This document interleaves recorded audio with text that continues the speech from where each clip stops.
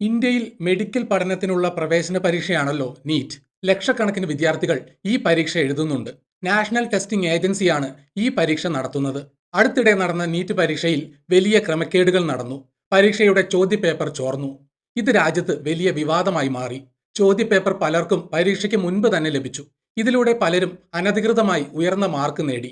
സത്യസന്ധമായി പഠിച്ച വിദ്യാർത്ഥികൾക്ക് ഇത് വലിയ തിരിച്ചടിയായി. സർക്കാർ ഈ വിഷയം വളരെ ഗൗരവമായി എടുത്തു. ചോദ്യപേപ്പർ ചോർന്നതായി സർക്കാർ ഔദ്യോഗികമായി സമ്മതിച്ചു. തുടർന്ന് പരീക്ഷ വീണ്ടും നടത്താൻ സർക്കാർ തീരുമാനിച്ചു. ഈ പുതിയ പരീക്ഷ വളരെ സുതാര്യമായി നടത്തണം. അതിൽ ഒരു തരത്തിലുള്ള തട്ടിപ്പും നടക്കാൻ പാടില്ല. ഇതിനായി സർക്കാർ കർശന നടപടികൾ സ്വീകരിച്ചു. ഈ ചോദ്യപേപ്പർ ചോർച്ചയിൽ ഒരു മൊബൈൽ ആപ്പ് വലിയ പങ്ക് വഹിച്ചു. അതാണ് ടെലിഗ്രാം. ടെലിഗ്രാം വളരെ പ്രശസ്തമായ ഒരു മെസ്സേജിംഗ് ആപ്പാണ്. വാട്സപ്പ് പോലെ തന്നെയാണ് ഇതും പ്രവർത്തിക്കുന്നത്. എന്നാൽ ഇതിൽ ചില പ്രത്യേകതകളുണ്ട്. ഇതിൽ വളരെ വലിയ ഗ്രൂപ്പുകൾ ഉണ്ടാക്കാം. ആയിരക്കണക്കിന് ആളുകളെ ഒരു ഗ്രൂപ്പിൽ ചേർക്കാൻ ഇതിൽ സാധിക്കും. ആളുകളുടെ പേരോ ഫോൺ നമ്പറോ ഇതിൽ എളുപ്പത്തിൽ മറച്ചുവെക്കാം. ഈ പ്രത്യേകതകൾ തട്ടിപ്പുകാർ നന്നായി മുതലെടുത്തു. അവർ ടെലിഗ്രാമിൽ നിരവധി പുതിയ ഗ്രൂപ്പുകൾ ഉണ്ടാക്കി. ചോർന്ന ചോദ്യപേപ്പറുകൾ ഈ ഗ്രൂപ്പുകൾ വഴി അവർ പ്രചരിപ്പിച്ചു. നിമിഷ നേരം കൊണ്ട് ലക്ഷക്കണക്കിന് ആളുകളിലേക്ക് ഇതെത്തി. ഇത് തടയാൻ സർക്കാർ തുടക്കത്തിൽ ശ്രമിച്ചു. നിയമവിരുദ്ധമായ ഗ്രൂപ്പുകൾ സർക്കാർ പൂട്ടിച്ചു. എന്നാൽ തട്ടിപ്പുകാർ പുതിയ ഗ്രൂപ്പുകൾ തുടങ്ങി. ഒരു ഗ്രൂപ്പ് പൂട്ടിയാൽ അവർ ഉടനെ 10 പുതിയ ഗ്രൂപ്പുകൾ ഉണ്ടാക്കും. ഇത് സർക്കാരിന് വലിയ തലവേദനയായി മാറി.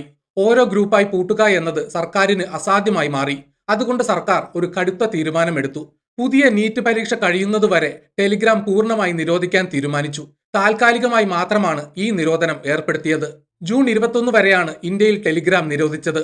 ഇതിനു പുറമെ മറ്റൊരു പ്രധാന നടപടി കൂടി സർക്കാർ എടുത്തു. ടെലിഗ്രാമിലെ ഒരു പ്രത്യേക ഫീച്ചർ സർക്കാർ നിരോധിച്ചു. അയച്ച മെസ്സേജ് എഡിറ്റ് ചെയ്യാനുള്ള ഫീച്ചറാണത്. അയച്ച ഒരു മെസ്സേജ് പിന്നീട് മാറ്റി എഴുതാൻ ഇതിലൂടെ സാധിക്കും. ജൂൺ 30 വരെയാണ് ഈ ഫീച്ചർ സർക്കാർ നിരോധിച്ചത്. ഇതിനൊരു പ്രത്യേക കാരണമുണ്ട്. തട്ടിപ്പുകാർ ഈ ഫീച്ചർ വല്ലാതെ ദുരുപയോഗം ചെയ്തു. ഉദാഹരണത്തിന്, നാളെയാണ് പരീക്ഷ എന്ന് കരുതുക. ഇന്ന് തട്ടിപ്പുകാർ ടെലിഗ്രാമിൽ ഒരു മെസ്സേജ് അയക്കും. എല്ലാവർക്കും വിജയാശംസകൾ എന്നായിരിക്കും ആ മെസ്സേജ്. പിറ്റേന്ന് പരീക്ഷ കഴിഞ്ഞ ശേഷം അവർ ഈ മെസ്സേജ് എഡിറ്റ് ചെയ്യും. വിജയാശംസകൾ എന്നത് മാറ്റി അവിടെ അവർ പരീക്ഷയുടെ ചോദ്യപേപ്പർ ചേർക്കും. എന്നിട്ട് ഇതിന്റെ സ്ക്രീൻഷോട്ട് എടുത്ത് ഇന്റർനെറ്റിൽ പ്രചരിപ്പിക്കും. പരീക്ഷയ്ക്ക് മുൻപേ ചോദ്യപേപ്പർ ചോർന്നു എന്ന് വരുത്തി തീർക്കാനാണ് അവർ ഇങ്ങനെ ചെയ്യുന്നത്. ഇത് കാണുമ്പോൾ ആളുകൾ വേഗത്തിൽ പരിഭ്രാന്തരാകും. വാർത്താ ചാനലുകളിലും പത്രങ്ങളിലും ഇത് വലിയ വാർത്തയാകും. സത്യസന്ധമായി പരീക്ഷ എഴുതിയ കുട്ടികൾ ഇത് കണ്ട് വളരെ നിരാശരാകും. സമൂഹത്തിൽ വലിയ പ്രശ്നങ്ങൾ ഇതുണ്ടാക്കും. ഇത് തടയാനാണ് മെസ്സേജ് എഡിറ്റ് ചെയ്യുന്ന ഫീച്ചർ സർക്കാർ നിരോധിച്ചത്. വ്യാജ വാർത്തകൾ തടയുക എന്നതാണ് ഇതിലൂടെ സർക്കാരിന്റെ പ്രധാന ലക്ഷ്യം. സർക്കാർ ഈ നിരോധനം കൊണ്ടുവന്നത് ഒരു പ്രത്യേക നിയമം ഉപയോഗിച്ചാണ്. ഇൻഫർമേഷൻ ടെക്നോളജി നിയമം അഥവാ IT ആക്ട് 2000 ആണത്. ഈ നിയമത്തിലെ സെക്ഷൻ 69A ആണ് സർക്കാർ ഇതിനായി ഉപയോഗിച്ചത്. രാജ്യത്തിന്റെ സുരക്ഷയെ ബാധിക്കുന്ന കാര്യങ്ങളിൽ ഈ നിയമം സർക്കാരിന് ഉപയോഗിക്കാം. രാജ്യത്തിന്റെ അഖണ്ഡത കാത്തുസൂക്ഷിക്കാൻ ഇത് വളരെ സഹായിക്കും. പൊതുസമാധാനം തകരുന്ന അവസ്ഥയിലും ഈ നിയമം ഉപയോഗിക്കാൻ വകുപ്പുണ്ട്. ഇതിനു മുൻപും സർക്കാർ ഈ നിയമം ഉപയോഗിച്ചിട്ടുണ്ട്. ഇന്ത്യയിൽ പല ചൈനീസ് ആപ്പുകളും നിരോധിച്ചത് ഇതേ നിയമം ഉപയോഗിച്ചാണ്. അപകടകരമായ വെബ്സൈറ്റുകൾ പൂട്ടാനും ഈ നിയമം ഉപയോഗിക്കാറുണ്ട്. ഇന്ത്യയുടെ സുപ്രീം കോടതിയും ഈ നിയമത്തെ നേരത്തെ അംഗീകരിച്ചിട്ടുണ്ട്. ശ്രേയ സിംഗാൾ കേസിൽ കോടതി ഇത് വ്യക്തമാക്കിയിരുന്നു. ശ്രേയ സിംഗാൾ കേസ് ഇന്ത്യൻ ഭരണഘടനയിലെ ആവിഷ്കാര സ്വാതന്ത്ര്യത്തെ സംബന്ധിച്ച വളരെ പ്രധാനപ്പെട്ട ഒന്നാണ്. IT ആക്ടിലെ 66A വകുപ്പ് ചോദ്യം ചെയ്തുകൊണ്ടായിരുന്നു ഈ കേസ് നടന്നത്. സമൂഹ മാധ്യമങ്ങളിലെ അഭിപ്രായ പ്രകടനങ്ങളുടെ പേരിൽ ആളുകളെ അറസ്റ്റ് ചെയ്യാൻ ഈ വകുപ്പ് ഉപയോഗിച്ചിരുന്നു. ഇത് അഭിപ്രായ സ്വാതന്ത്ര്യത്തിനെതിരാണെന്ന് വാദിച്ച് 2015 സുപ്രീം കോടതി ഈ വകുപ്പ് റദ്ദാക്കി. പൗരന്മാരുടെ മൗലിക അവകാശങ്ങൾ സംരക്ഷിക്കുന്നതിൽ ഈ വിധി നിർണായകമായി. അതേസമയം സെക്ഷൻ 69A പ്രകാരം രാജ്യസുരക്ഷയ്ക്കും ക്രമസമാധാനത്തിനുമായി വെബ്സൈറ്റുകളും ആപ്പുകളും നിയന്ത്രിക്കാനുള്ള സർക്കാരിന്റെ അധികാരത്തെ കോടതി ശരിവെക്കുകയും ചെയ്തു. അഭിപ്രായ സ്വാതന്ത്ര്യവും നിയമപരമായ നിയന്ത്രണങ്ങളും തമ്മിലുള്ള സന്തുലിതാവസ്ഥയാണ് ഈ വിധി ഉറപ്പാക്കിയത്. അടിയന്തര സാഹചര്യങ്ങളിൽ സർക്കാരിന് ഈ നിയമം ഉപയോഗിക്കാമെന്ന് അന്ന് കോടതി പറഞ്ഞു. ഇവിടെ നീറ്റ് പരീക്ഷയുടെ സുരക്ഷ ഒരു വലിയ പ്രശ്നമാണ്. അതിനാൽ സെക്ഷൻ 69A ഉപയോഗിക്കുന്നത് ശരിയാണെന്ന് സർക്കാർ കരുതുന്നു. എന്നാൽ ടെലിഗ്രാം കമ്പനി ഈ നിരോധനത്തെ ശക്തമായി എതിർത്തു. അവർ ഇതിനെതിരെ നിയമപോരാട്ടം തുടങ്ങി. ഡൽഹി ഹൈക്കോടതിയിലാണ് അവർ തങ്ങളുടെ കേസ് നൽകിയത്. ടെലിഗ്രാമിന്റെ ഹർജി കോടതി സ്വീകരിച്ചു. ഈ കേസ് കോടതി ഉടൻ തന്നെ അടിയന്തരമായി പരിഗണിക്കും. ടെലിഗ്രാമിന് പറയാൻ ചില പ്രധാന കാര്യങ്ങളുണ്ട്. ഇന്ത്യയിൽ അവർക്ക് 15 കോടി ഉപയോക്താക്കളുണ്ട്. ഇതിൽ ഒട്ടുമിക്കവരും സാധാരണക്കാരാണ്. ധാരാളം വിദ്യാർത്ഥികൾ പഠിക്കാൻ ഇത് ഉപയോഗിക്കുന്നുണ്ട്. പല വ്യാപാരികളും അവരുടെ ബിസിനസ് ആവശ്യങ്ങൾക്ക് ഇത് ഉപയോഗിക്കുന്നുണ്ട്. ഇവർക്കൊന്നും പരീക്ഷാ തട്ടിപ്പുമായി യാതൊരു ബന്ധവുമില്ല.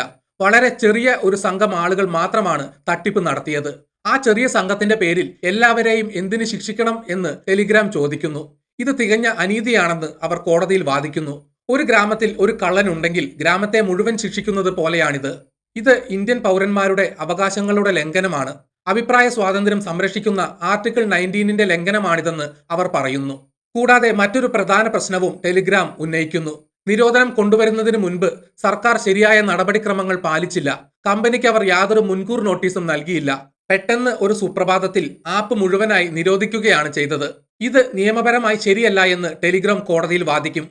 തട്ടിപ്പുകാരെ മാത്രം കണ്ടെത്താൻ സർക്കാർ കൂടുതൽ ശ്രമിക്കണമായിരുന്നു. മുഴുവൻ ആപ്പും പൂട്ടുന്നത് ശരിയായ രീതിയല്ല. ഒരു ആപ്പ് പൂട്ടിയാൽ തട്ടിപ്പുകാർ മറ്റൊരു ആപ്പിലേക്ക് മാറും. അതുകൊണ്ട് യഥാർത്ഥ പ്രശ്നം തീരുന്നില്ല. ഈ വിഷയത്തിൽ ടെലിഗ്രാമിന്റെ സിഇഒ പാവൽ ദുരോവ് രംഗത്ത് വന്നു. അദ്ദേഹം വളരെ ഗുരുതരമായ ചില ആരോപണങ്ങൾ ഉന്നയിച്ചു. റിലയൻസ്, വാട്സാപ്പ് എന്നീ വലിയ കമ്പനികൾക്കെതിരെയാണ് അദ്ദേഹത്തിന്റെ പ്രധാന ആരോപണം.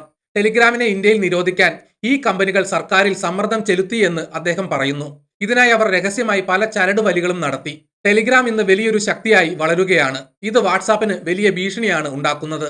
ഇന്ത്യയാണ് ലോകത്തിലെ ഏറ്റവും വലിയ മെസ്സേജിംഗ് മാർക്കറ്റ്. ഇവിടെ കൂടുതൽ ആളുകളെ സ്വന്തമാക്കാൻ എല്ലാ കമ്പനികളും ശക്തമായി മത്സരിക്കുന്നു. വാട്സാപ്പിന് ഇന്ത്യയിൽ വലിയൊരു ഉപയോക്തൃ അടിത്തറയുണ്ട്.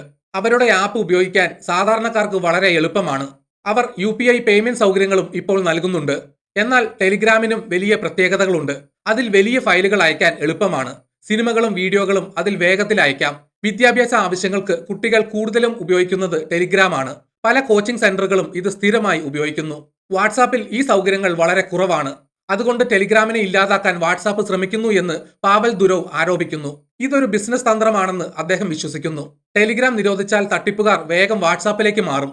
അതുകൊണ്ട് പ്രശ്നം പരിഹരിക്കപ്പെടില്ല എന്നും അദ്ദേഹം ചൂണ്ടിക്കാണിക്കുന്നു. പാവൽ ദുരോവ് മറ്റൊരു വലിയ സാങ്കേതിക ആരോപണം കൂടി ഉന്നയിച്ചു. റിലയൻസ് കമ്പനി BGP ഹൈജാക്കിംഗ് നടത്തുന്നു എന്നാണ് അദ്ദേഹം പറയുന്നത്. എന്താണ് BGP ഹൈജാക്കിംഗ്? BGP എന്നാൽ ബോർഡർ ഗേറ്റ്വേ പ്രോട്ടോകോൾ എന്നാണ്. ഇന്റർനെറ്റിൽ ഡാറ്റ സഞ്ചരിക്കുന്ന വഴിയാണിത്. ഇത് ഒരു GPS പോലെയാണ് കൃത്യമായി പ്രവർത്തിക്കുന്നത്.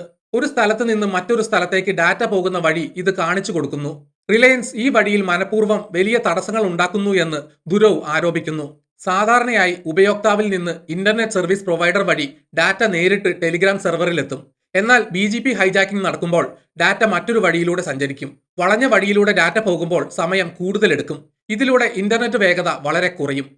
മെസ്സേജുകൾ പോകാൻ വൈകും. ചിലപ്പോൾ മെസ്സേജുകൾ പോവുകയേയില്ല. ഇന്ത്യയിലെ ഉപയോക്താക്കൾക്ക് മാത്രമല്ല ഈ പ്രശ്നമുള്ളത്. UAE പോലെയുള്ള വിദേശ രാജ്യങ്ങളിലെ ഉപയോക്താക്കൾക്കും ഈ പ്രശ്നം അനുഭവപ്പെടുന്നുണ്ട്. റിലയൻസ് മനഃപൂർവ്വം ഇത് ചെയ്യുന്നു എന്നാണ് ദുരോവ് ശക്തമായി പറയുന്നത്. ഇതിന്റെ ലക്ഷ്യം വളരെ വ്യക്തമാണ്. ടെലിഗ്രാം ശരിയായി പ്രവർത്തിക്കാതെ വരുമ്പോൾ ആളുകൾക്ക് സ്വാഭാവികമായി ദേഷ്യം വരും. അവർ ടെലിഗ്രാം ഉപയോഗിക്കുന്നത് നിർത്തും. പകരം അവർ വാട്സാപ്പ് ഉപയോഗിക്കാൻ തുടങ്ങും. ഇതാണ് റിലയൻസിന്റെയും വാട്സാപ്പിന്റെയും യഥാർത്ഥ ലക്ഷ്യമെന്ന് ദുരോവ് ആരോപിക്കുന്നു. ഇതൊരു വലിയ ഗുരുതരമായ ആരോപണമാണ്. സൈബർ സുരക്ഷയെ നേരിട്ട് ബാധിക്കുന്ന കാര്യമാണിത്.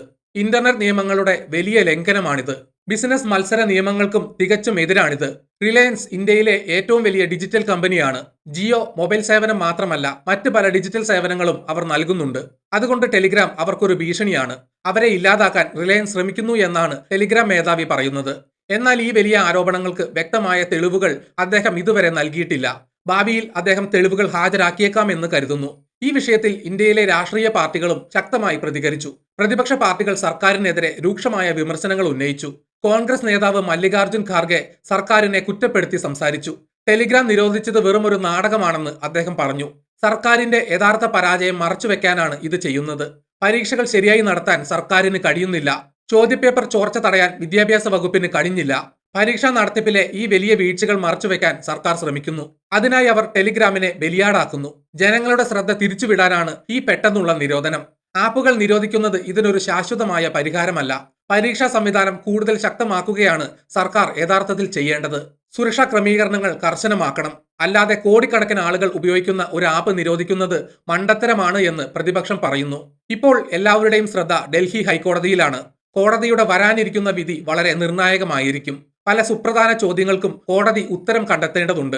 പരീക്ഷയിലെ ക്രമക്കേടുകൾ തടയാൻ ഒരു മെസ്സേജിംഗ് ആപ്പ് പൂർണ്ണമായി നിരോധിക്കാൻ സർക്കാരിന് അധികാരമുണ്ടോ? ഇത് കോടതി വിശദമായി പരിശോധിക്കും. സെക്ഷൻ 69A ഉപയോഗിക്കാൻ തക്കവിധം ഇത് വലിയൊരു പ്രശ്നമാണോ? ഇതും കോടതി വിലയിരുത്തും. മുഴുവൻ ആപ്പും നിരോധിക്കുന്നതിന് പകരം മറ്റു വഴികൾ ഇല്ലായിരുന്നോ എന്ന് കോടതി നോക്കും. കുറ്റക്കാരെ മാത്രം ലക്ഷ്യം വെക്കുന്ന നടപടികൾ സർക്കാരിന് എടുക്കാമായിരുന്നില്ലേ എന്ന് കോടതി ചോദിച്ചേക്കാം. ഒരു വശത്ത് പരീക്ഷയുടെ വലിയ സുരക്ഷയുണ്ട്, മറുവശത്ത് പൗരന്മാരുടെ അഭിപ്രായ സ്വാതന്ത്ര്യവും ബിസിനസ് ചെയ്യാനുള്ള അവകാശവുമുണ്ട്.